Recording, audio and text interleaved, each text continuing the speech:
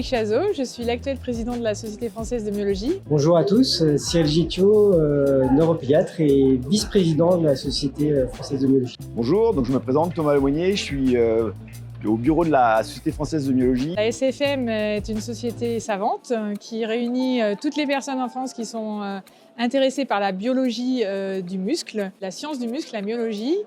Et elle a la particularité de regrouper des chercheurs qui font de la recherche fondamentale et des cliniciens. Donc on étudie les mécanismes du muscle, du gène jusqu'au traitement des patients, donc en couvrant tous les aspects intermédiaires. Tous les ans, on se réunit pour les journées annuelles de la SFM, donc les JSFM. Et cette année, on est à Aix-les-Bains pour la 22e édition de ces journées scientifiques qui sont sur 2 jours et demi. On est ravis d'accueillir la communauté qui travaille sur le muscle, que ce soit les cliniciens et les chercheurs. Et on a réussi cette année à faire une alliance avec la Fondation suisse de recherche sur les maladies musculaires, qui sont nos voisins, parce qu'on est à Aix-les-Bains.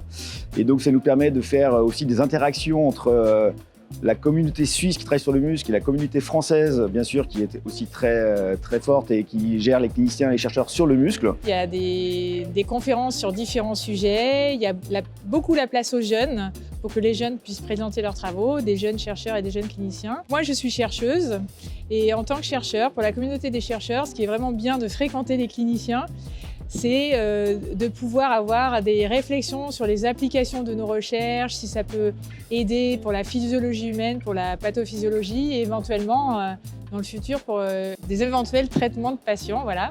Et à l'inverse… À l'inverse, oui, je suis aussi très heureux d'être là à Aix et de vous accueillir tous dans ce beau congrès, le congrès des records et surtout avoir cette chance unique de pouvoir discuter, collaborer avec nos collègues chercheurs et d'échanger.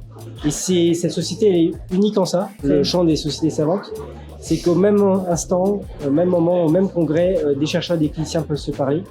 Et ce qui rend unique et augmente les possibilités d'échange. Et de progression scientifique et médicale. Les premiers retours sont plutôt très positifs, avec des cliniciens qui sont très contents d'avoir accès à ce qui se passe aussi au niveau de la recherche et les chercheurs qui ont des ouvertures sur le translationnel et la clinique par rapport à ce qui est fait dans les laboratoires. Donc, on trouve que ces journées actuellement, le retour est plutôt positif, on est ravis et puis on espère que ça donnera aussi un élan pour la suite, notamment à Montpellier l'année prochaine, pour les JSFM 2026.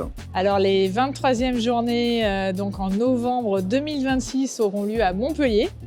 Elles seront organisées donc, par le bureau de la SFM et en coordination avec un comité d'organisation locale qui est piloté par Mireille Cossé, qui est une généticienne qui travaille à Montpellier. Et avec des collaborations avec nos amis espagnols pour poursuivre nos collaborations internationales. Voilà, parce qu'on essaye d'avoir des interactions avec des sociétés savantes en dehors de la France. On vous attend extrêmement nombreux, encore plus nombreux que cette année, à Montpellier, dans le sud de la France, pour l'année prochaine en 2026. Alors soyez nombreux avec nous pour ce nouveau congrès de la SFM. Voilà, à très bientôt. À très bientôt.